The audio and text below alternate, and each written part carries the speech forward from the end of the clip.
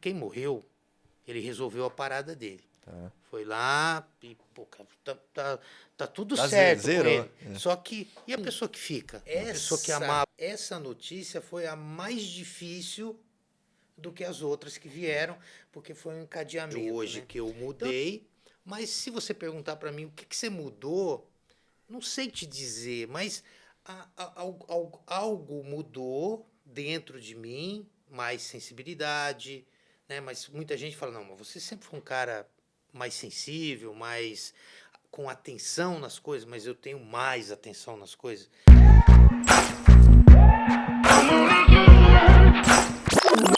Funcionando? Aham. Então vamos embora. Vamos lá. Fala galera, sejam muito bem-vindos a mais um episódio do Tarja Preta São Silvestre Podcast, onde você vai encontrar histórias reais com pessoas reais sobre vida, saúde, paternidade e negócio. E de largada, já curte esse episódio, manda lá no grupo da família, porque a conversa de hoje, eu não tenho dúvida que vai mexer com cada um de nós. Eu vou receber um cara aqui que eu digo que é aquelas conexões que a vida nos traz. Ele assistiu um dos episódios aqui com um grande amigo, com o Reginaldo Zanella, me mandou uma mensagem, a gente tomou um café e a gente agora está aqui para bater esse papo e sem dúvida nenhuma vai fazer com que a gente reflita muito, principalmente sobre a nossa vida, sobre o que a gente está fazendo aqui. Deixa eu ler um pouquinho sobre ele, porque o currículo do cara é grande. Como eu sempre gosto de começar no lado da família, a gente honrando quem ajudou a gente a estar aqui hoje. Ele é filho do Décio e da Áurea, irmão da Isabel. Ele é casado com a Fábia e ele é pai de 4 filhos. A Mariana, com 24, do Gustavo, com 20, do Otávio, com 14 e do João Gabriel, que hoje teria 16. Mas ele foi morar no céu, como o convidado disse, 9 anos atrás, quando ele tinha 7.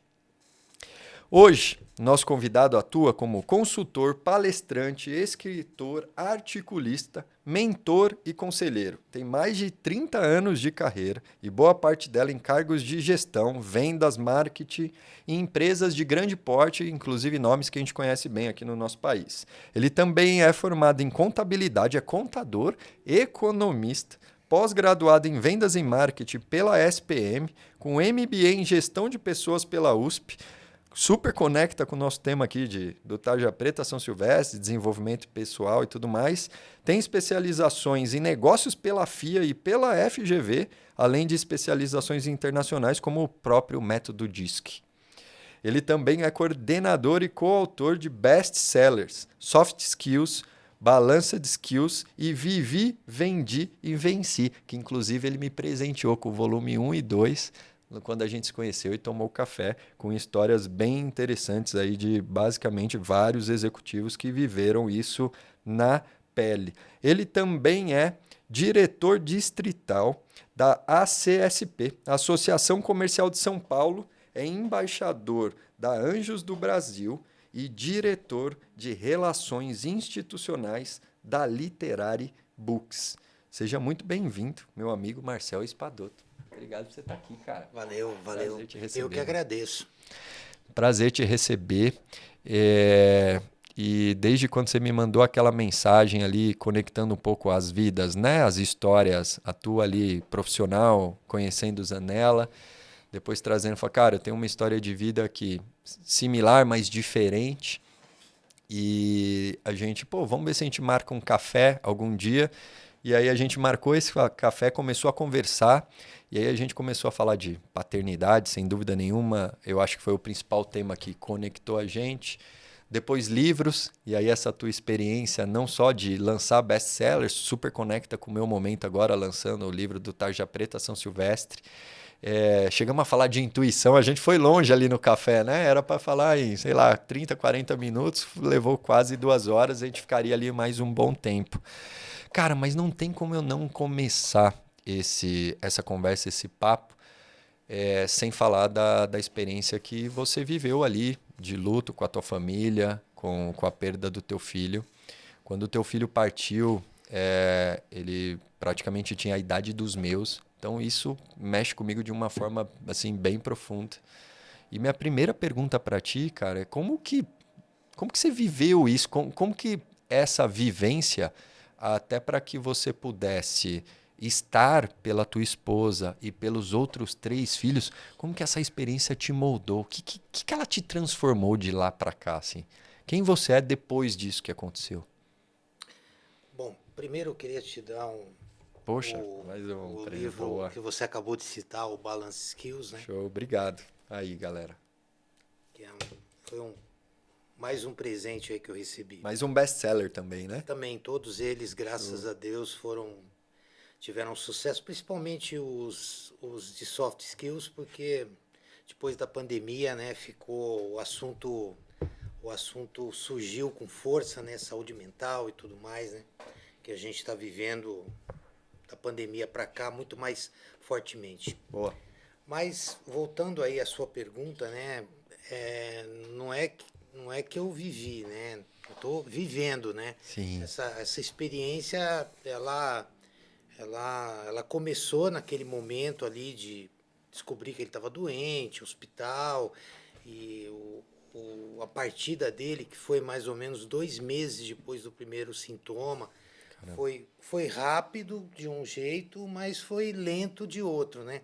Porque aquele período parece uma eternidade, mas a gente pôde ali se despedir dele, Tá.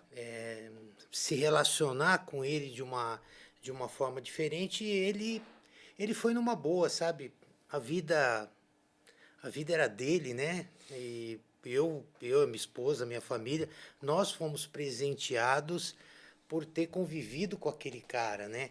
Se ele não tivesse nascido, eu teria tido os 3 filhos que eu convivo hoje e não teria tido a bênção de ter vivido 7 anos e meio com ele. Total. Então, eu agradeço o tempo que fiquei com ele e não vou reclamar do tempo que eu poderia ficar com ele. Então, esse ponto foi muito importante para ajudar nesse processo, que é todo dia se coloca um tijolinho nessa construção.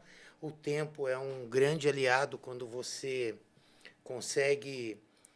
Eu sou feliz de uma forma diferente, né? Eu era feliz, agora eu estou feliz, mas é um feliz diferente e tudo mais, né? Aprendi muita coisa com isso também. Então, é, é uma experiência que está sendo de muito aprendizado, de muita evolução. Quem me conhece há bastante tempo fala assim, não, você é o mesmo cara, mas eu sei que eu não sou o mesmo cara, né? Eu sou um cara diferente, que aprendeu muito mais coisas, que valoriza coisas que talvez a gente não valorize tanto quando a gente está próximo. Então, pô, tem que beijar, tem que apertar os filhos aí o tempo todo, os seus pais, a sua mãe, o seu pai, os seus irmãos. Então, a valorização do tempo de qualidade com as pessoas, não que só quem passou por isso ama as pessoas, não, todo mundo ama, mas você tem um pontinho a mais que você olha e fala assim, puxa, não sei se hoje, não sei se hoje é a última vez que eu vou fazer aquilo. E uma outra coisa que passou pela minha mente aqui, que não tem muito a ver com isso, mas só para exemplificar, eu fiquei na UTI aí por conta de um problema na vesícula, fiquei 3 dias na UTI. E, cara, como é importante tomar um banho, cara.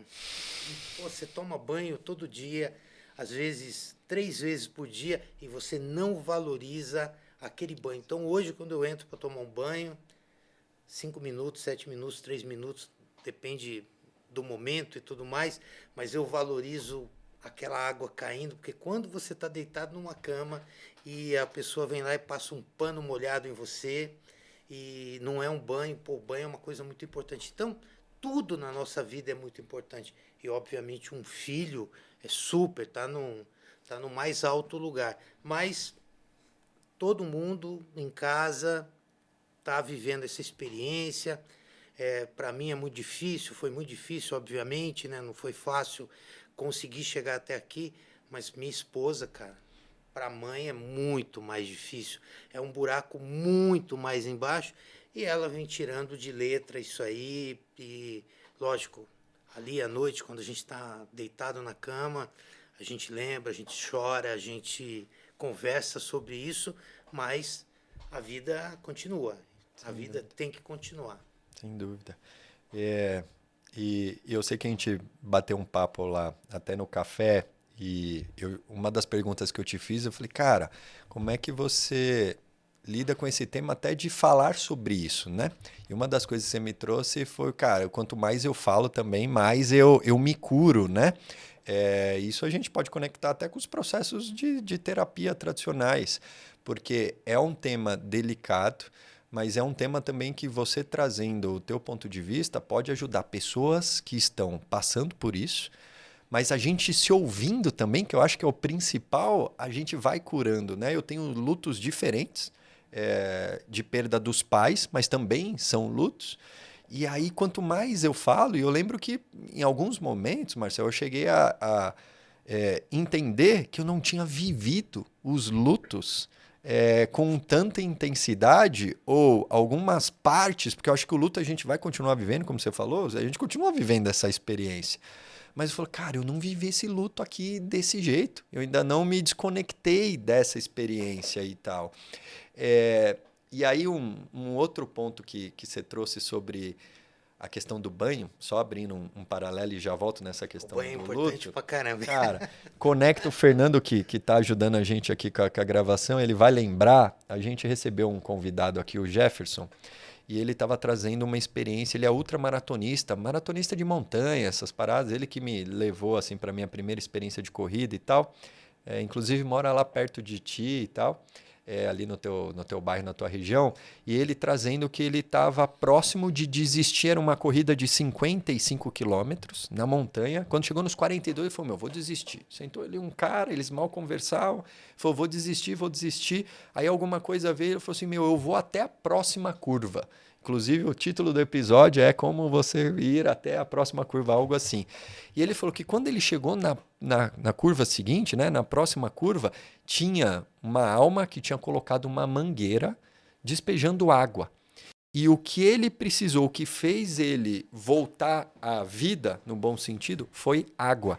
Não foi nenhum estimulante, não foi nenhum suplemento da NASA, não foi o melhor tênis, não foi o melhor gel, carboidrato, nada disso. Foi água.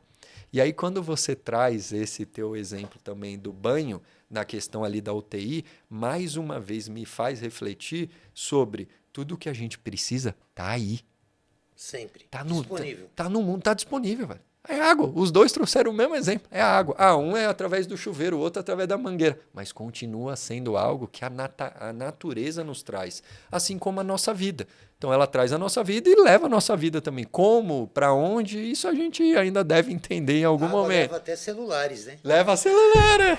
No último fim de semana, para quem não sabe da história, eu perdi meu celular, mas na verdade caiu e o mar levou. Aí, como diz o Samuel, meu filho, ele fez uma capa de livro personagem do livro dele, o dia que o mar levou o celular do papai. Então, por isso que o Marcelo tá brincando, a gente estava falando aqui nos bastidores.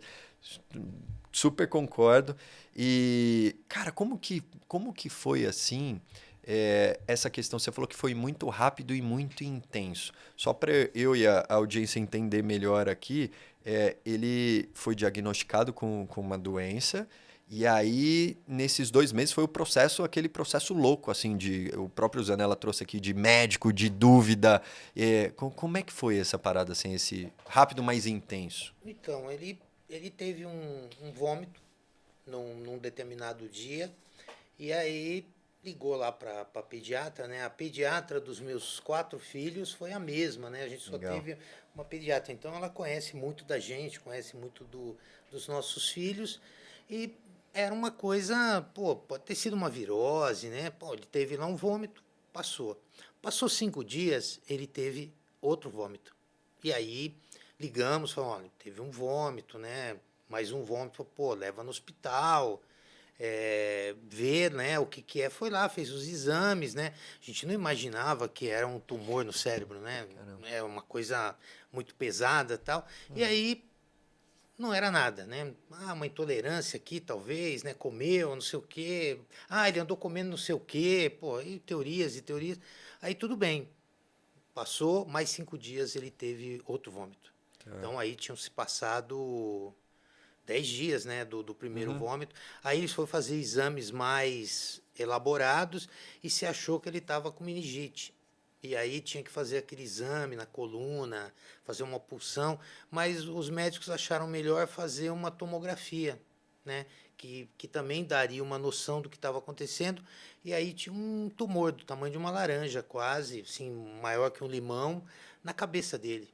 Pô, aí você fala, meu Deus, mas o que é isso? Como isso aconteceu? A gente não percebeu nada. E, pô, aí esse processo inicial, eles achavam que pela textura lá do exame, o tumor, pelo tamanho do tumor, ele não era um tumor maligno, era um tumor benigno. Tá bom. E aí marcou a cirurgia para extrair o tumor, foi marcada a cirurgia, extraiu o tumor, mas tinha que fazer a biópsia daquele elemento ali e encontraram depois num outro exame traços ainda do tumor, porque ele estava muito enraizado lá dentro do cérebro, e foi fazer a segunda cirurgia para dar uma, porque é muito delicado, né?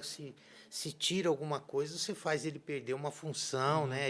Ele, por conta disso, ele não estava enxergando muito bem, né? Perdeu a lateralidade, parte do corpo dele já não estava funcionando tão bem, como se tivesse sido um AVC. E aí teve essa segunda cirurgia, a segunda cirurgia também foi um sucesso. A primeira foi 13 horas. Caraca.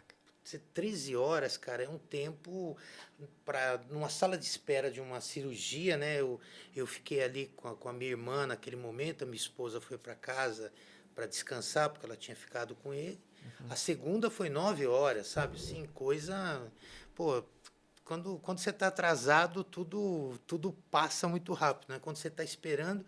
E aí a cirurgia foi um sucesso, pô, a gente estava ali comemorando quando ele voltou pro. Pô, e, cara, é uma cirurgia que os caras cortam atrás, assim.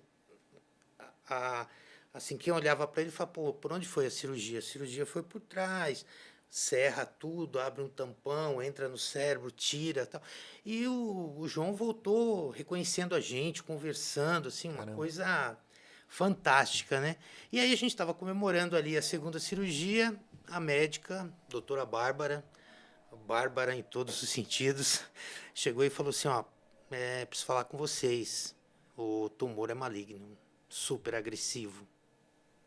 Então, a alegria, aquela alegria ali durou poucos minutos, né? Bom, mas quando você entra nesse processo e as coisas vão acontecendo, você vai aprendendo, vai lidando com isso, né? Bom, uma notícia, um soco no estômago aqui, um soco no estômago ali, pô, então, mas vamos lá, né? E aí isso já tinham se passado ali mais ou menos 40 dias nesse momento, né, das duas cirurgias.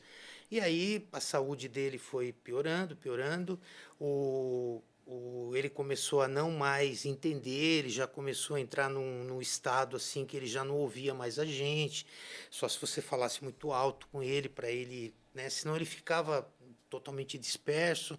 E aí fez mais uma cirurgia porque estava com uma pressão muito grande no cérebro, fez uma terceira cirurgia para drenar e passado alguns dias ele estava quase com uma convulsão, né? Os médicos achavam que ele poderia ter uma convulsão em qualquer momento porque a instabilidade, a eletricidade do cérebro, mas ele não teve e quando, né, assim já com quase 2 meses que tudo isso tinha começado lá do primeiro vômito para cá, ele quase teve uma convulsão, ele foi para o hospital para fazer novos exames e aí fizeram uma tomografia e o tumor tinha voltado ao mesmo tamanho. Caramba.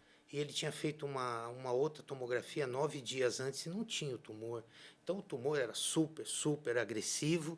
E aí a conversa ali foi, não tem mais o que fazer, a ciência chegou no limite dela, agora é um milagre, né? Então, mas daquele momento até a partida dele foi mais uma semana que ele ficou entubado, em coma, né? E foi indo, ele foi indo embora aos pouquinhos. Então, tudo isso que eu contei aqui em alguns minutos pareceu uma eternidade. Agora parece muito, né? Você dá uma comprimida, mas foi muito intenso. Nós estamos vivendo agora o período do ano, né, que isso tudo aconteceu, né? O primeiro vômito foi 20 de julho e a partida dele foi no dia 6 de outubro. Foi esse período aí, assim, 60 e poucos dias, né?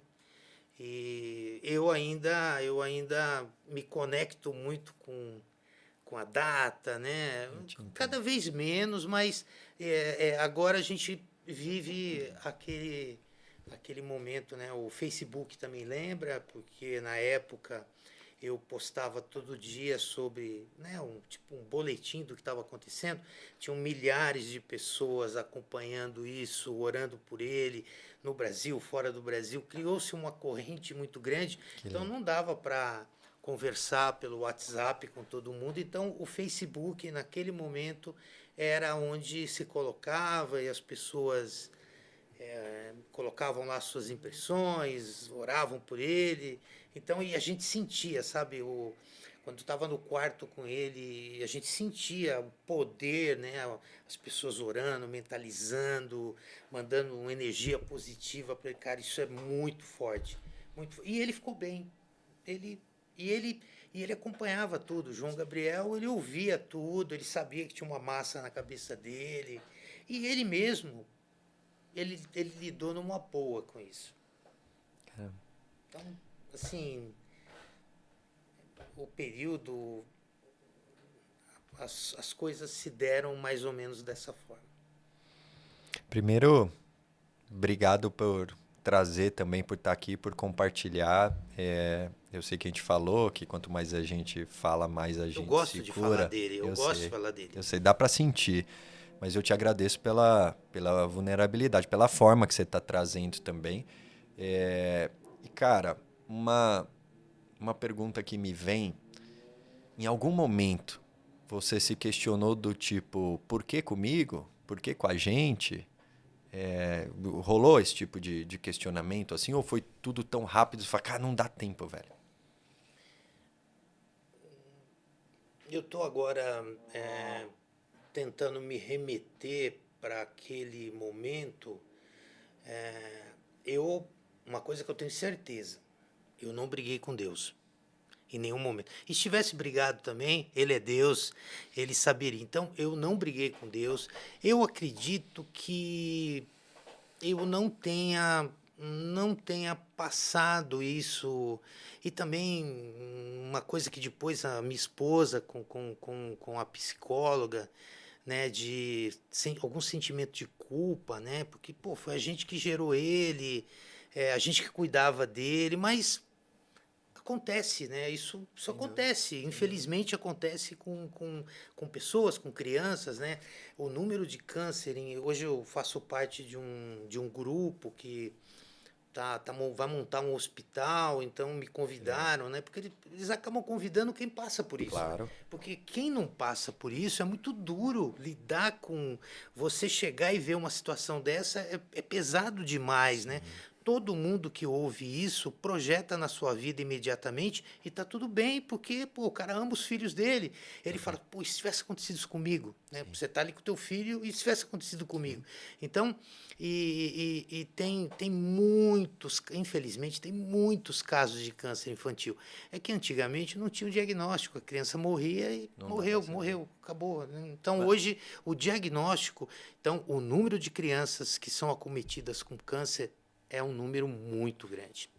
Sim, sim. Mas eu acredito que no meio de tudo aquilo não dava para pensar assim em muita coisa. Era hospital, exame, agora vão tentar isso. Aí tem todo mundo, essas milhares de pessoas, elas oravam, elas mentalizavam, elas rezavam, elas faziam tudo, mas as pessoas também traziam, né? Pô, tem isso aqui, tem aqui. Pô, cara, é uma loucura, uma loucura. Assim, sabe? Administrar, né, as expectativas externas. Eu não quero nem comentar algumas coisas que eu li, coisas assim, As pessoas, elas no intuito, né? Têm acreditado que o inferno está cheio de boas intenções, né? As pessoas, no intuito de ajudar, muitas vezes, elas se perdem com as coisas, elas colocam umas coisas assim absurdas, fora do que o bom senso pede, mas eu entendo que era assim, as pessoas querem fazer, é como no dia da despedida dele lá, as pessoas vinham e falavam coisas, né? Mas não tem o que falar. É só abraçar, juntar teu coração, falar, tô aqui, se precisar. Cara, não precisa falar mais nada. E às vezes a pessoa fica ali, pô, eu vou falar alguma coisa para causar um impacto e acabam falando coisas que não deveriam. Então, eu fugia de velórios, eu era um contumaz fujão Antes de. ou depois? Antes. Agora eu vou. É mesmo? Agora eu vou porque as pessoas, elas precisam, porque quem morreu, ele resolveu a parada dele. Tá. Foi lá e, pô, cara, tá tudo Tá certo com zerou. ele. Só que, e a pessoa que fica? A pessoa que amava aquela pessoa, que convivia com ela diariamente, que depois daquele momento ele vai voltar para casa e aquela pessoa não vai estar lá. Então, na minha casa, às vezes, né, principalmente assim, minha esposa, pô, ela por muito tempo colocou um prato a mais na mesa. Ia comprar um doce para as crianças e comprava um doce a mais, porque cair essa ficha, cara, é um processo Sem que dúvida. demanda tempo. Então, eu hoje, eu vou nos velórios para abraçar as pessoas que ficaram. É isso. Então, lógico que, pô, um dos primeiros trabalhos que eu fiz depois que meu filho partiu foi no hospital infantil. Era o último lugar do mundo que eu queria ir, Caramba. mas eu fui Que inserido. precisava, né? Eu fui inserido nisso. E hoje os velórios é para abraçar quem ficou, dar ali porque para a pessoa é muito importante isso, né? Naquele momento. Lógico que não é só naquele momento, né? Depois tem o primeiro dia, a primeira semana, o primeiro ano, os primeiros aniversários. Todo mundo já viveu alguma espécie de luto com alguém que ama e sabe como é que é essa parada, né? Então, hoje eu vou. E olha que louco, né? Esse ponto que você trouxe do velório, como cada um vive o que precisa viver e de uma forma diferente. Quando eu perdi minha mãe, que foi a primeira perda, eu estava com 19 para 20, ela tinha 43 anos e tal. Meus pais eram separados, então minha mãe era referência ali e tal. E depois que ela morreu, eu criei uma crença de que não tinha que existir mais velório. Mas por conta da experiência que eu tive. Por quê? Velório, vamos pensar na questão operacional da coisa. A gente vai para abraçar... Eu não gosto de usar nem essa palavra. Essa palavra é tão pesada para mim, despedida. Eu tenho dificuldade de falar o nome. Concordo contigo. Por quê? Porque o que eu criei na minha cabeça? E te ouvindo me ajuda eu já venho desconstruindo, mas a desconstruir ainda mais. Porque quando a gente passa por um luto, ou a gente cria uma armadura, ou a gente fica mais sensibilizado com determinadas situações. No meu caso, eu me fechei. Uma das coisas que eu me fechei foi a questão do velório. Por quê? Porque a operacionalização do velório, e eu cresci na Rua do Velório, da Lapa. Então, eu conheço. Aquilo para mim era muito simples. Simples assim. Era muito comum viver uma rotina de velório. A gente jogava bola e passava as carreatas lá. Então, a gente empinava a pipa dentro do cemitério. Então, o meu ponto não é a questão mais lógica de medo ou de nada disso. Mas quando eu vivi o luto da minha mãe, por exemplo, quando a gente chegou do IML, eu não encontrei alguns familiares lá. Por N motivos, que talvez até eu não tenha avisado, beleza? Então aquilo me marcou. Falei, porra, cheguei aqui e não tem ninguém. E aí eu conto mais detalhes no livro, né, dessa experiência. E aí depois rolaram, por exemplo, algumas piadas.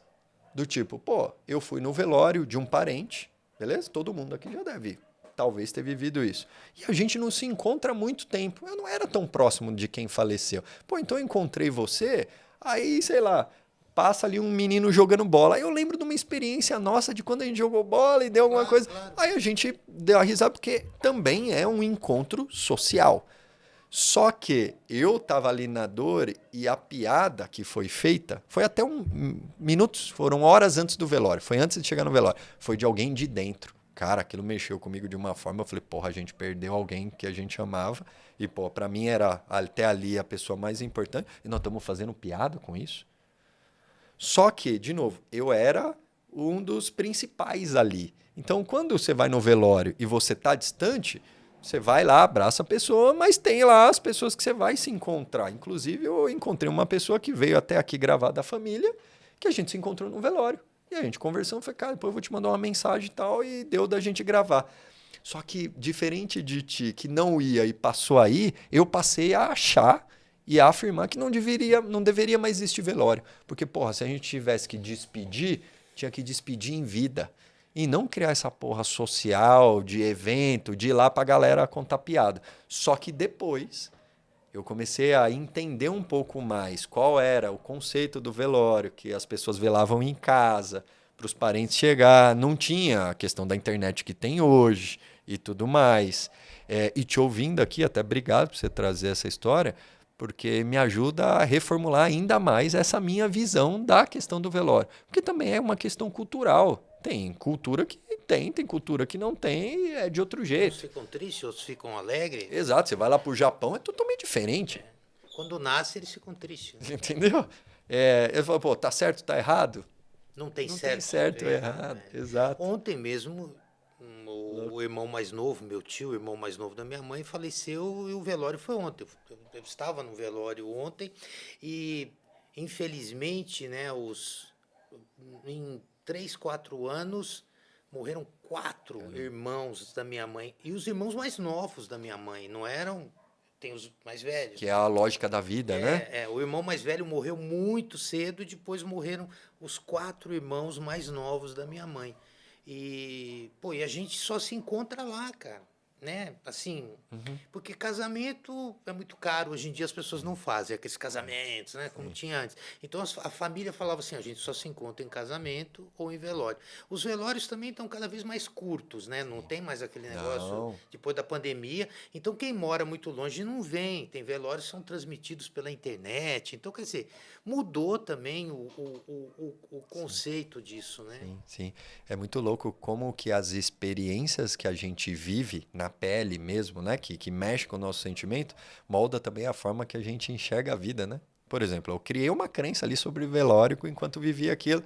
E como eu falei, te ouvindo, eu desconstruí.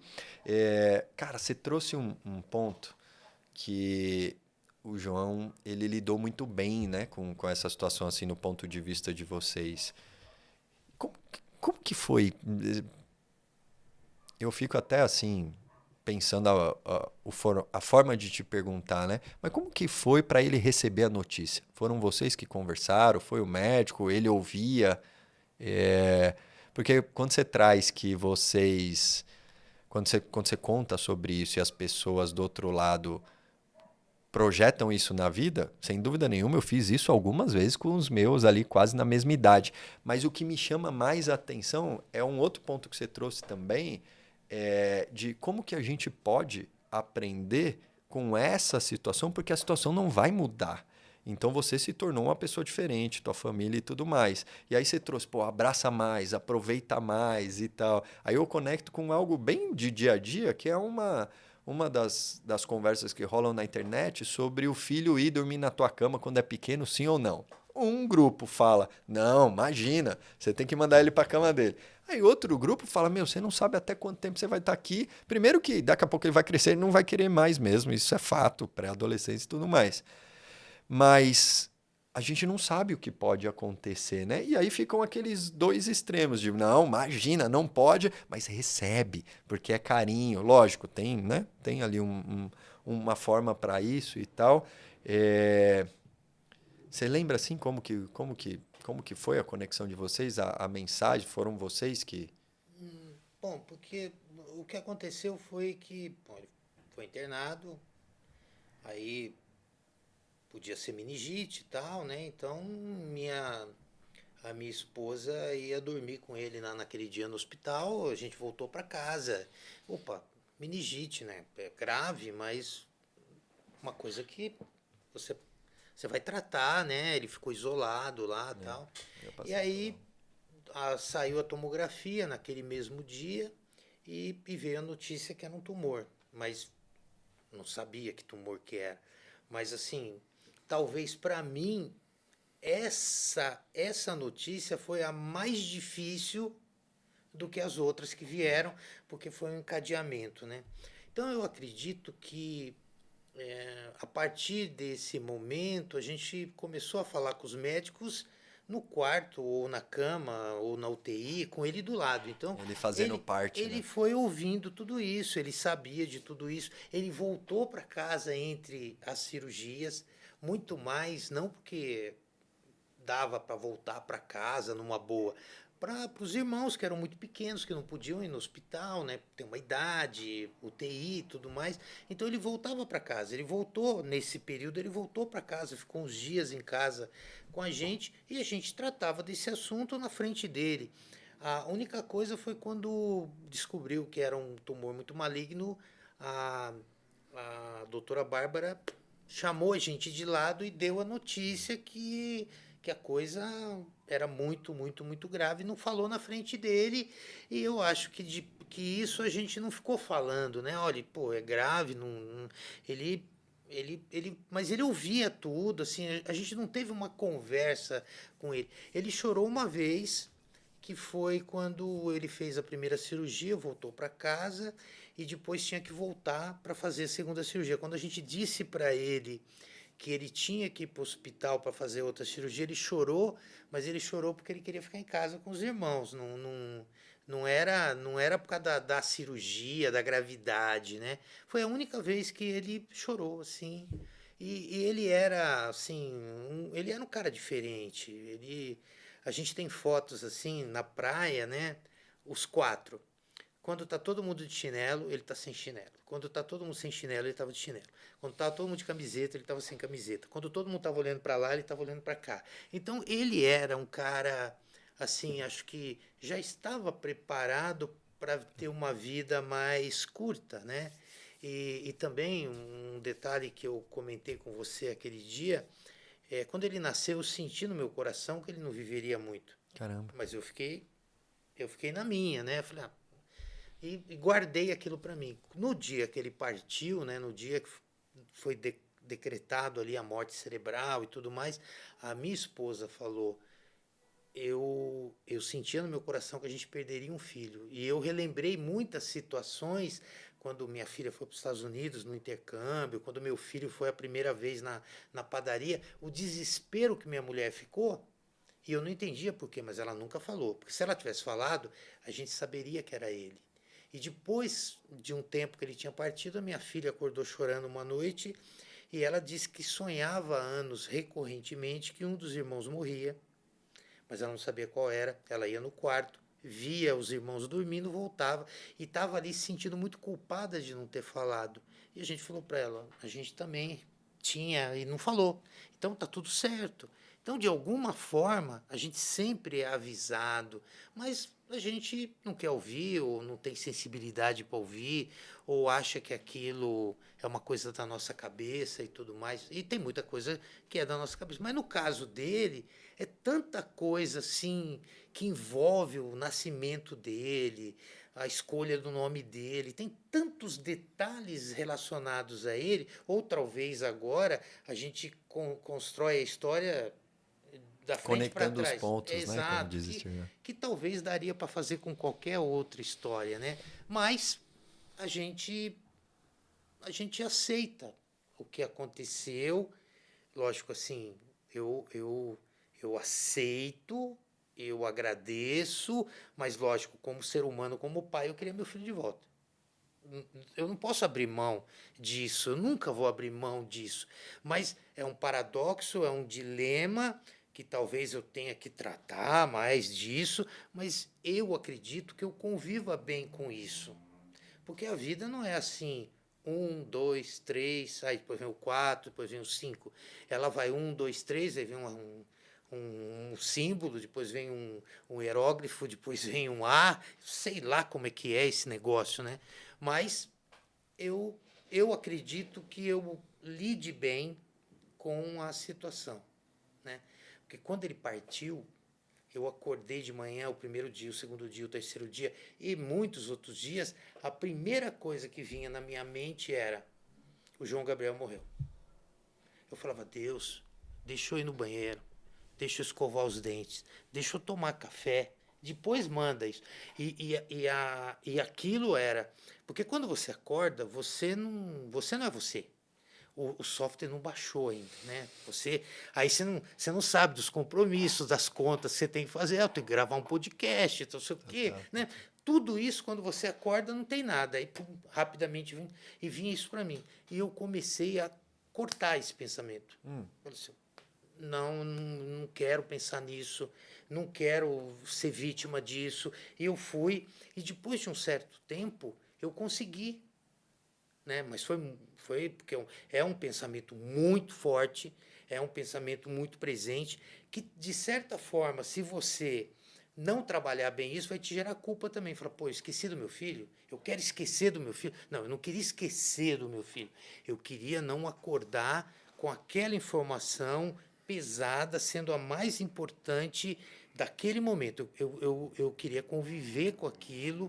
Eu gosto de falar do meu filho, eu falo dele todos os dias, né, desde quando aconteceu, e quero continuar falando dele todos os dias da minha vida, mas não como uma coisa pesada, dura, que, lógico, a saudade, cara, não tem jeito. Saudade, eu acredito que um dia eu vou me reencontrar com ele, e essa parada é lá na frente, né? Tomara que demore um tempo também para acontecer, para a gente fazer as coisas que a gente quer fazer aqui, mas eu não determino isso. Mas eu vi que a gente pode controlar os nossos pensamentos. A gente pode escolher o que a gente pensa. Não, eu só penso nisso, mas você pode. Agora, é um exercício difícil, duro, requer muita resiliência, disciplina. E aí eu comecei a acordar e às vezes não vem, demora um certo tempo. Aí vem alguma coisa, vem uma lembrança, alguma coisa que te chama para isso, mas hoje eu convivo bem com isso. Mas foi um, um, um exercício ali de: puxa, eu preciso cortar isso aqui. Então, hoje, outras coisas que me vêm à mente, que só me atrapalham, né? Preocupações, eu fico preocupado com coisas que eu não tenho nada a ver com aquilo, eu não consigo resolver. Então, hoje é mais fácil dar um cut ali. Criou um mecanismo, né? Através de. E dizem que as grandes mudanças, ou enfim, isso que a gente vai criando para nós mesmos como ferramentas e tal, quanto mais quanto mais é o grau da emoção, mais efeito ela vai ter. E, cara, ouvindo tua história, dificilmente vai ter ali alguma experiência que vá trazer uma emoção talvez muito maior do que a que você viveu. Então, claramente, a potência, a mola, né, que está conectada com essa emoção te faz mover muita coisa. As pessoas falam para mim que esse é o maior desafio que uma pessoa pode ter na vida. E eu fui refletindo sobre isso e eu encontrei uma situação que é muito mais, na minha humilde opinião, mais dura que isso, que é uma criança perder os pais. É? O que te faz pensar isso? Porque quando o João partiu, eu tinha 48 anos naquele momento. Então, eu já tinha vivido bastante, eu já tinha acumulado um monte de experiências e eu estava mais preparado para viver aquilo do que quando eu tinha 20, quando eu tinha 30. Agora, eu fico imaginando, eu pensei muito sobre isso, né? E talvez as pessoas podem estar pensando: pô, mas por que o cara pensou nisso? Cara, a gente pensa em tanta coisa, né? A gente, né? O que eu posso fazer com meus pensamentos? Mas que nem você se desconectou nesse mundo físico da sua mãe aos 19 anos. Cara, se isso tivesse acontecido aos 38, seria mais fácil de lidar pela sua própria experiência. Agora, imagina uma criança de 8 anos. A gente recebeu um cara aqui, desculpa te cortar, que a gente gravou o episódio antes de ti. Ele perdeu a mãe aos 6. E a gente, Fernando vai lembrar. E o que ele trouxe do quanto ele se fechou para a vida, dentro de uma concha mesmo, ele, o pai, com os outros 2 filhos, e você trazendo esse ponto de vista que é muito interessante da tua cadeira, porque você tá do outro lado, e fazer essa reflexão, e faz todo sentido pela vulnerabilidade das crianças, né? De não ter nem o desenvolvimento mesmo. O meu filho menor tinha 6 anos. O Tavinho, o Otávio, ele tinha 6 anos quando o João foi embora. O amigão dele, tinha 1 ano e meio de diferença. Melhor amigo. Né? Era próximo, total. Pô, e ele, o Tavinho não sabia o que era morte. Nunca tinha vivido uma experiência de morte. E a gente não contou para ele o que estava acontecendo com o João. Para ele foi assim: o João está no hospital, né? O João está fazendo um tratamento, daqui a pouco ele está em casa. Aí de repente morreu. E aí veio aquele drama de, levo os meus filhos para despedida, não levo. E aí eu estava no hospital com a minha irmã, com o meu cunhado, para aqueles processos da liberação do corpo, né? Eu nunca tinha feito isso. Cara, eu fui num velório de criança até hoje, do meu filho. Nunca fui em outro. Tomara que eu não tenha que ir em outro. Mas foi o primeiro e único até agora. Aí chegou naquela hora ali de ir lá despedir, liberar o corpo do hospital para o serviço funerário, para ir para o cemitério.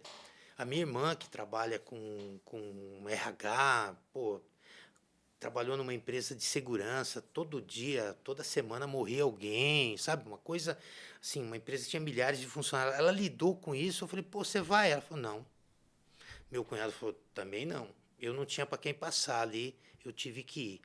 E eu achei, olha só que louco isso, eu achei que aquela imagem ia me perturbar para o resto da minha vida, porque é um saco branco, mas é um saco de lixo.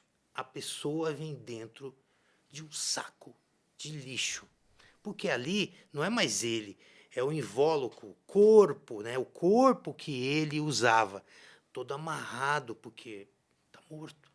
Cara, eu olhei para aquilo, eu falei assim, isso aqui vai me perseguir. Mas ao mesmo tempo, veio o som, o falecido Boechat, eu ouvi ele lá, eu ouvia muito o jornal lá da Band, né, de manhã, e fazendo propaganda da Band aqui. E ele falou que no túmulo do Mário Quintana, lá em Porto Alegre, estava escrito, eu não estou aqui. Cara, isso me livrou de um peso instantaneamente. O Boechat estava vivo ainda naquele momento que eu falei, sabe, o Boechat, aquele cara doidão. Eu falei, nossa, Boechat, obrigado, cara. Você me livrou de um trauma instantaneamente. Cara, instantaneamente. E aí eu falei, é o invólucro dele, é o corpo dele, não é ele. Ele vai estar vivo em mim. Ali era só lógico, a gente se relaciona com o corpo, né? Eu te cumprimento, eu te abraço, eu te vejo, você beija as pessoas, mas é só um invólucro, não é a pessoa. Então, isso também foi um negócio absolutamente fantástico. Eu nunca fiz antes, nunca fiz depois esse negócio, essa parada, também não quero. Liberação de corpo, cara. Mas tem que fazer, alguém tem que fazer. É o processo. Eu te entendo na pele, concordo contigo. E é uma coisa muito louca porque eu tive 2 experiências bem intensas relacionadas aos meus pais. Como eu te falei, da minha mãe, eu reconheci o corpo dela no IML. Ela faleceu no hospital, mas por um erro de formulário, ela foi pro lado que faz autópsia como se fosse morte criminal, esse tipo de coisa. Então, ela recebeu vamos falar assim, uma análise. O corpo dela foi aberto muito mais vezes do que precisava se tivesse sido no formulário padrão, que morreu, parou o coração, beleza, é coração mesmo, é. Não, então tinha abertura química, era uma cena assim de filme de terror mesmo, quase meia-noite no IML do Hospital das Clínicas. E eu tinha esse receio da imagem. que eu fiz, e para mim era muito forte uma questão, te ouvindo, que me vem forte à memória, que tudo que precisava ser feito, desde a questão administrativa até reconhecimento, tudo mais, eu queria fazer. Um tio meu mais velho chegou assim, não, deixa que eu dou o cheque lá no cemitério do Araçá pro túmulo, tal. Depois a gente vê pro caixão. Eu falei, não, o cheque é o meu. Porque tudo que eu puder fazer por ela, enquanto ela ainda estiver aqui, mesmo que só em corpo, eu vou fazer. E eu fui assim, Marcelo, acordado mais de 32 horas até fechar o portãozinho do túmulo. Lá do negócio. Depois disso, aí minha adrenalina baixou e aí, enfim, aí eu fui pro começar meu luto. Mas eu fiz questão de assinar o cheque, de carregar lá, reconhecer. Na época, a mãe dos meus filhos estava ali, ela não ia em velório porque ela passava mal, não se sentia bem. Ela foi comigo reconhecer o corpo. E foi uma experiência, uma imagem assim, bem, cara, pior que filme de terror.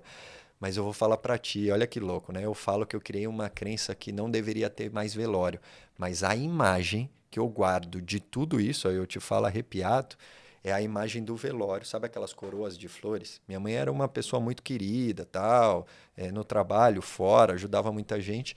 E tinham mais de 15 coroas de flores e não cabia na sala do velório dela e ficou no corredor, assim, ali do velório dela pra você conhecer. E, cara, ó, eu falo arrepiar. A imagem que eu guardo é das coroas de flores. Então é uma imagem bonita. Você me contando aqui, eu venho na imagem do ML, mas ela vem e já vai embora, porque a do velório sobrepõe. E como que é louco, né? O nosso inconsciente também guarda algumas coisas que precisam ser guardadas também. Aquelas que a gente não acessa, mas algumas que a gente acessa e precisa acessar. Porque senão, como seria a nossa vida lembrando dessas imagens mais negativas 100% do tempo? E, cara, depois eu vivi uma que meu pai faleceu e eu cheguei lá, acho que já até contei isso aqui, com um tio meu, que é um tio que sempre dá choque. Sabe aquela pessoa na família que você sempre dá choque? Cara, vocês não funcionam junto. Mas ele teve lá nesses 2 momentos de luto. E quando a gente chegou na casa do meu pai, ele morava num sobrado. Ele tinha falecido há 2, 3 dias já. Tipo, faleceu na sexta. A gente chegou no domingo à noite. Ele estava pedindo uma pizza, teve um infarto. E aí já estava bem desfigurado e tal. E ele morava lá em Jandira, assim, um pouco mais afastado. Chegou o carro do IML, não tinha ninguém para ajudar o cara do IML a carregar, a gente ajudou a carregar. E eu lembro até uma das memórias é o cara falando para mim do tipo, cara, você tem que pôr uma luva para pôr. Eu falei, não, cara, mas é meu pai. Vou pôr uma luva para carregar o meu pai. Eu falei, não, mas são coisas diferentes o cara do IML. E aí a gente carregou o corpo e seguiu para o que tinha que fazer. Porque a gente tem que fazer o que a gente precisa ali, né? Principalmente para quem a gente ama. Mas o quanto essas memórias voltam assim, a gente conversando aqui vem. Mas ficam as positivas. Nesse caso também, e olha que louco que é sobre o velório que eu falei que não queria mais que tivesse. Porra, mas se tivessem criado essa regra antes de eu ter o velório da minha mãe, eu não teria essa imagem, né? Olha só que louco. Uma outra coisa também foi antes disso, né? Teve que você recebe um documento lá, né? E você vai no serviço funerário, você tem que indicar lá qual que é o cemitério, comprar um caixão. Sim. E eu falei para minha irmã, falei assim, Cris, Isabel Cristina, né? Você falou Isabel, mas Pra ti Isabel é Cris, Cristina. dá uma Isabel dorzinha Cristina, no porque ouvido. minha avó também chamava Isabel, então Entendi. pro mundo ela é Isabel, mas dentro de casa ela era a Cristina, né? Eu falei assim, Cristina, não compra caixão branco. Porque aquela cena do filme Filhos de Francisco, quando chega lá na veraneio, aquele caixãozinho pequeno do filho morto, aquilo ficou, até aquele momento, aquilo estava na minha mente, que, pô, caixão branco não. Aí vem a minha irmã e fala, ó, para esse tamanho de pessoa, só tem branco. Puta. E aí, eu falei, vamos comprar branco, né? Não tem o que fazer, mas, pô, e essas coisas que não têm a menor importância, elas passam a ter uma importância ali. Aquele negócio se os meus filhos vão ou não, olha só, para ir pro cemitério, que é próximo da minha casa, bem depois da minha casa, eu passei pela minha casa.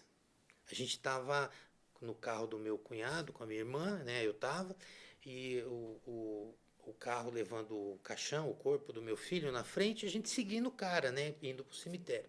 Quando passou pela minha casa, eu falei, e será que meus filhos têm que ir ou não? Aí eu falei, bom, tá lá minha esposa em casa, tá meu pai, minha mãe, minha sogra, meus sogros, tios. Eles vão decidir alguma coisa, eu não vou entrar nessa. O que decidir, está decidido. Chegou lá, meus filhos foram.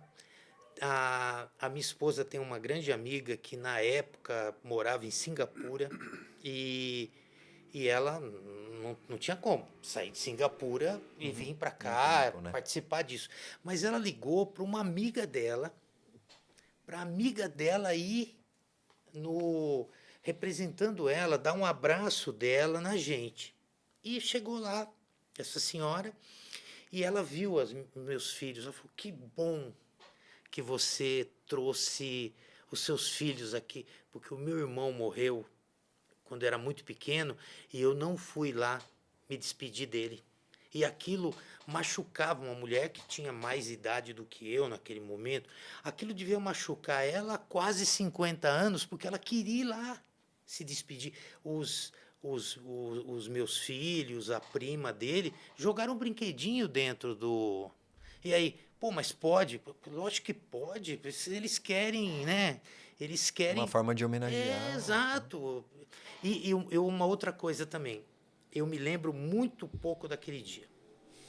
E depois as pessoas foram me contando o que eu fiz, como eu reagi, o que eu disse, porque eu mesmo fechei tudo aquilo e queria esquecer. Mas eu tenho muitas informações sobre aquele dia por conta das pessoas falando. Então, é importante, o luto é importante a despedida. Isso tudo são ritos, né? Rituais que a gente foi criando. Talvez para alguns é um pouco mais difícil, para outros é mais fácil, mas você tem que procurar entender, encarar, enfrentar e ressignificar e tirar o que tem de bom disso aí. Total, total, concordo 200%. Cara, você trouxe um ponto no início e agora, que foi a questão da forma que as pessoas te veem, né? Então, alguns te enxergaram lá e te deram informações sobre como você estava lidando com aquela situação e que hoje alguns falam, porra, você continua sendo o mesmo cara. E você falou, não, mudei pra caramba, e eu não tenho dúvida disso, né?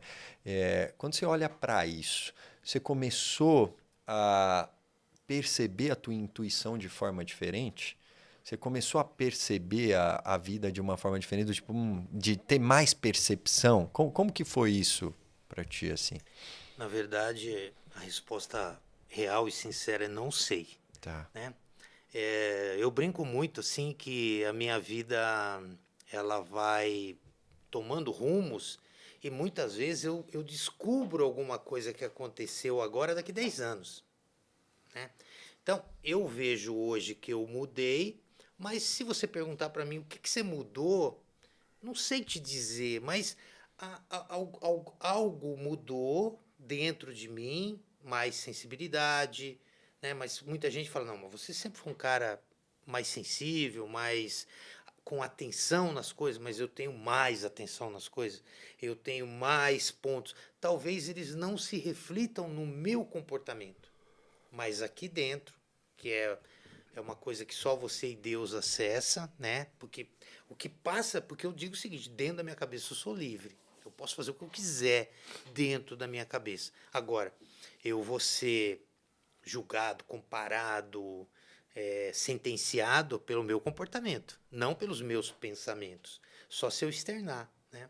Então eu acredito que eu fiquei uma pessoa muito mais atenta, e eu acreditava que eu era atento, talvez acima da média de atenção com as coisas, mas eu estou muito, muito mais, e eu consigo enxergar detalhes em coisas que eu já enxergava, mas eu enxergo mais, assim, de olhar para alguma coisa e falar assim, isso aqui não tá legal, ou isso aqui tá mais legal. Uma percepção, talvez algo não físico, mais metafísico, mas assim, as pessoas falaram para mim, falaram assim, pô, cara, você fez piada. Você falou, né? Quando você falou, eu não quis te interromper. Falou, você fez piada numa despedida do teu filho. E eu sempre disse, quem me conhece há muito tempo, eu sempre falei, posso perder tudo, menos o bom humor. Eu perco tudo, mas não perco a piada. Então, era natural que eu, sendo eu mesmo, eu brincasse. Não por desrespeito, né? Lógico que você tá ali, você vê, né? Tem um primo meu que foi lá e, cara, a minha esposa fala que eu sou exagerado em algumas coisas, mas passaram lá mais de 1.000 pessoas naquele dia. E naquele cemitério, naquele dia, só tinha ele. Tava tudo ficou para ele ali e tinha gente para burro, porque apareceram pessoas lá que eu não sabia quem era, que não sabia quem eu era, porque acompanhou, porque entrou naquela vibe de falou assim, pô, eu amo o João, mas eu não sabia quem era o João, não te conheço, mas foi lá dar um abraço e tudo mais, né? E o meu primo, eu vi meu primo, aí o cara não veio falar comigo. Aí depois eu vi. Aí depois a minha tia falou, ele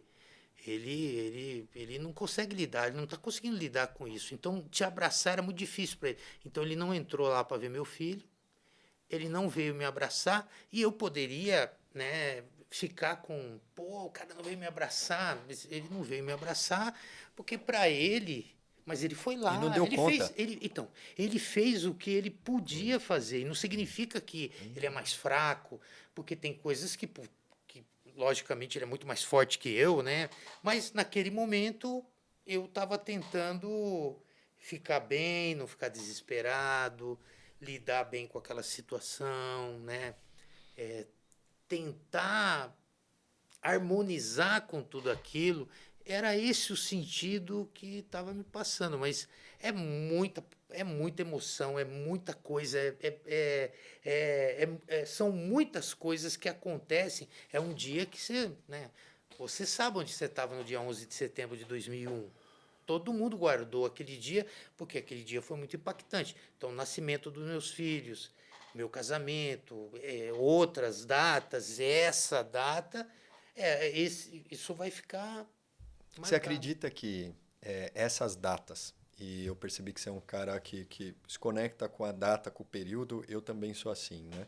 Você acha que isso influencia no nosso humor, no nosso sentimento, sem que a gente lembre? Eu digo, ó, estamos aqui gravando um podcast e tal, mas nós estamos no mês X. Você acha que isso mexe na tua energia? Você acredita nisso? Mexe.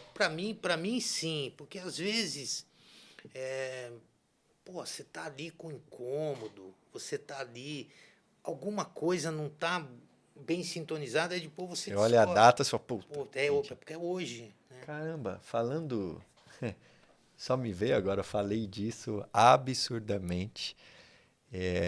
E nada é por acaso, eu acredito muito nessa frase. Mas o dia que a gente está gravando esse podcast é dia 16 de agosto. Hoje é dia 16. E hoje foi o dia que minha mãe faleceu e era aniversário do meu pai. E olha o quanto eu falei disso aqui.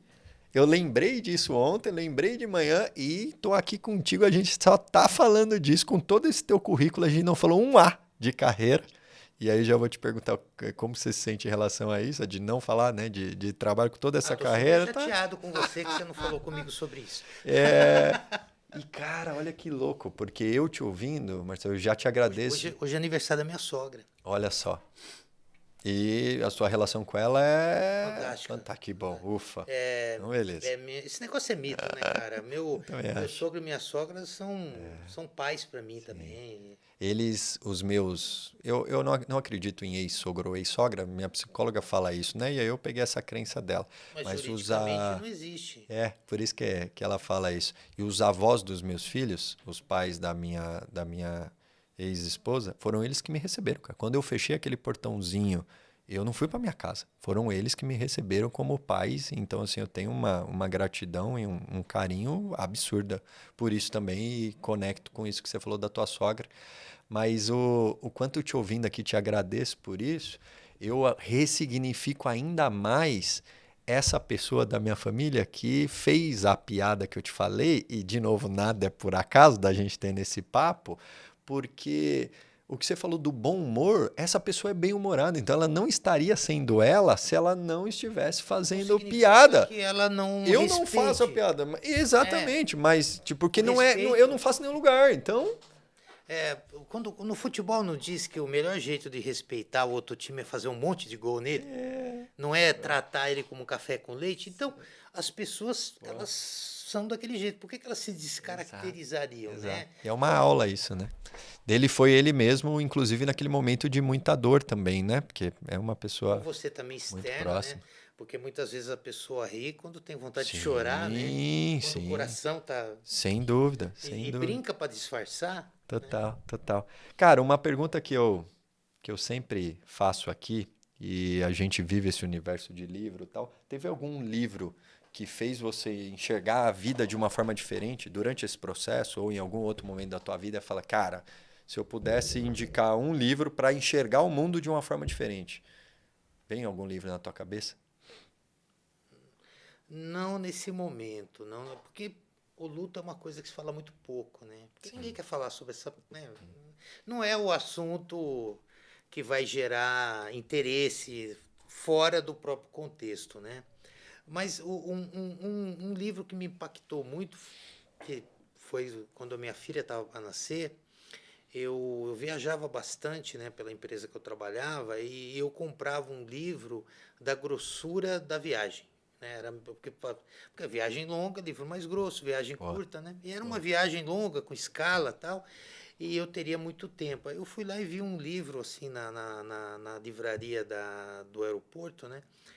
Limites Sem Traumas, não me lembro agora o nome da autora. Limites Sem Traumas, Como Criar um Cidadão, que era o que eu imaginava que era o que eu tinha que fazer, né? E minha esposa, né? Nós estávamos ali grávidos da Mariana, né? E aí, quando eu desci em Congonhas, eu liguei para minha esposa e falei, Fábia, fizemos uma caca. Usei uma palavra um pouco mais dura, né? Fizemos uma caca, meu Deus, quanta coisa que tem que fazer. Eu tinha 33 anos, eu não era nenhuma criança quando nesse momento, né? E aí eu deixei minha esposa apavorada com aquela situação, né? Eu falando isso. Aí, na hora que eu desliguei, me veio assim, o Espírito Santo de Deus falou comigo, falou assim, você vai ter 18 anos para fazer tudo aquilo que está falando no livro, não é agora. Aí eu liguei para ela de volta, falei assim, Fábia, estorna tudo que eu falei, que nós vamos ter 18 anos para fazer aquilo.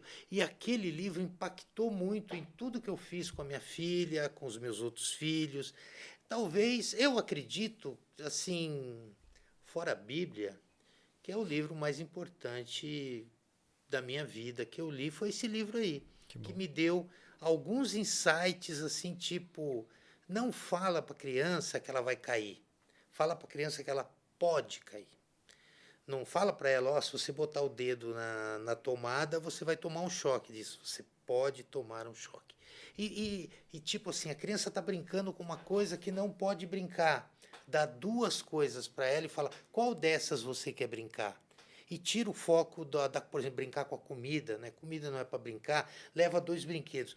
Você está tirando o foco do que não pode brincar e você está dando para a criança o poder de escolher.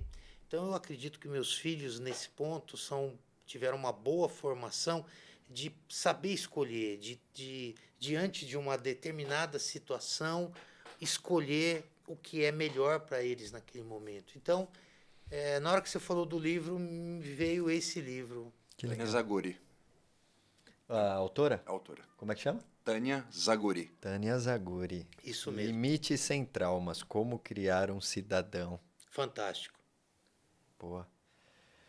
Cara, e eu sempre faço também um pedido no final, e muitas das vezes eu direciono, né? Eu falo assim, pô, se você pudesse deixar uma mensagem para um grupo XPTO, Só que dessa vez não. Dessa vez a pergunta que eu vou te fazer é: se você pudesse deixar uma mensagem pro mundo, que mensagem seria essa? E pode direcionar para um grupo que você achar que faz mais sentido ou não.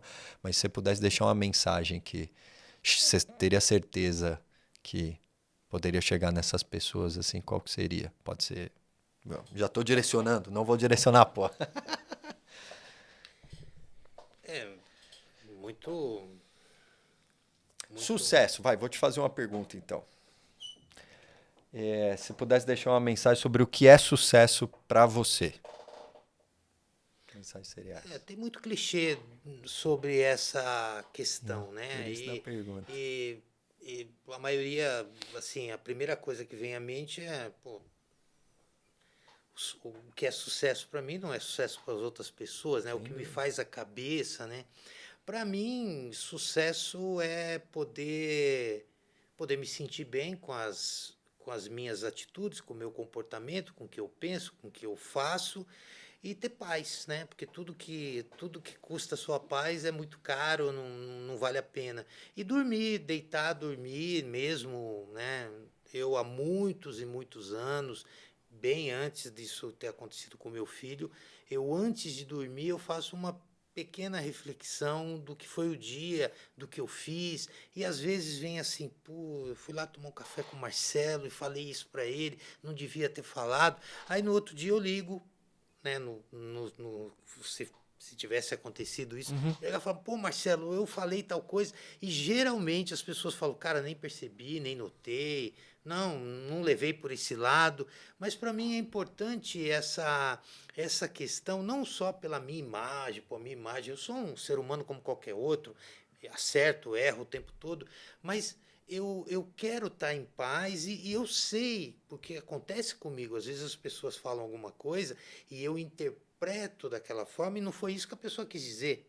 E às vezes a pessoa é dura comigo e eu nem percebo, porque eu estou bem, porque eu estou num... Então, eu acredito que sucesso é você conseguir viver a sua vida de forma harmônica, com paz, sendo honesto com você em primeiro lugar e depois sendo honesto com a situação, com as pessoas. Então, é isso que para mim é uma coisa bem bacana, bem suficiente. É vir aqui falar com você sem achar que eu tinha que vir aqui falar sobre A, B ou C. Eu vim aqui bater um papo com você. Esse papo aqui poderia ter acontecido de forma privada, numa padaria, e eu falaria as mesmas coisas que eu te falei aqui. Então, para mim, isso é importante. Eu me conecto, eu falo com muita gente, eu escrevo quase todo dia. Então, se eu mentir, eu vou ser pego na minha mentira muito facilmente. Então, até por inteligência, eu tenho que procurar a verdade. Lógico que nem sempre acontece, mas sempre buscar a verdade, porque mesmo que eu esqueça de tudo que eu falei aqui, lá na frente, se alguém me perguntar, pô, aquele dia que você foi no podcast, você falou tal coisa, eu falo assim, acho que eu não falei isso não, porque não é isso que eu acredito. Então eu tenho que falar sobre o que eu acredito, né? Não sincericídio também, porque também é Excessivo, né? eu tenho que ser autêntico. Acho que a boa sucesso é a autenticidade. Quando você vê alguém de muito sucesso, aí você vê lá por que ela teve sucesso, geralmente é porque ela foi autêntica, né? A autenticidade é uma coisa muito importante e talvez não está sendo muito valorizada nesse momento que a gente vive de tudo tem que ser instagramável, tudo tem que ter uma coisa legal, uma storytelling legal, tem que ter o vilão, tem que ter o mocinho, tem que ter a jornada do herói. Então eu acho que a gente está se perdendo nisso, né? A gente tem que ser mais autêntico, mais real. É isso. Boa. Sensacional.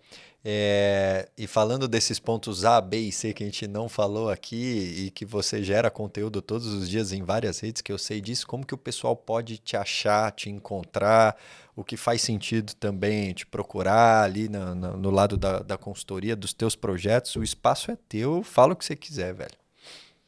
Bom, eu uso muito mais, né? A rede que eu uso é o LinkedIn, né? Então, se você colocar lá Marcel Espadoto ou só Espadoto, vai chegar no meu perfil e ali pelo menos umas 3 vezes por semana, eu estou postando algum artigo sobre carreira, comportamento, sobre venda, sobre negócio, mas sobre a vida também. De vez em quando, né, pinta ali uma ideia, uma crônica e eu escrevo também. E além disso, assim, eu uso muito pouco o Instagram, mas tem o perfil da empresa também, do Instituto Crescitar, que é uma empresa de consultoria em vendas e desenvolvimento humano, que a Fábia e eu tocamos, né? Tem outros consultores também.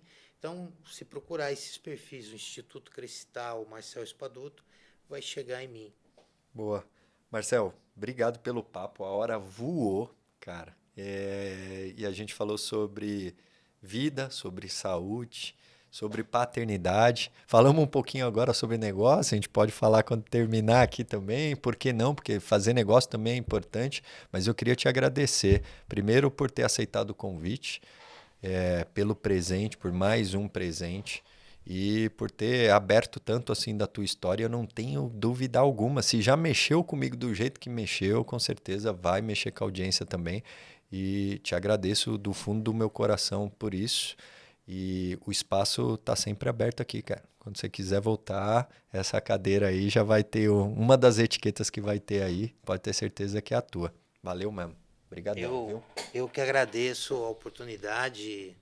É sempre legal a gente estar batendo um papo, né? Assim, falar sobre tudo ou sobre algumas coisas da vida, eu vejo que isso é muito importante, faz um bem danado, né? Eu te conheço há muito pouco tempo, mas as almas devem ser velhas aí, né? Então a gente tem muita coisa em comum, né? E isso nos aproxima. Total. Muito obrigado pela oportunidade. É isso, eu que te agradeço e concordo contigo, como eu trouxe aqui, pessoal, a frase que eu comentei aqui, acredito muito, nada é por acaso, né? Então eu tô com alguns nadas é por acaso aqui que eu preciso fazer o download ainda, mas para você que acompanhou essa conversa, deixa aqui um comentário se de alguma forma essa conversa tocou você. E aproveita para compartilhar, para curtir, para mandar lá no grupo da família. E a gente se encontra aqui no próximo episódio para falar mais sobre vida, saúde, paternidade e, se der, a gente fala de negócio também. Abraço. Valeu, cara. Obrigadão mesmo. Muito bom. O que você achou aí? Como é que foi para ti? Cara, para mim voou. Não,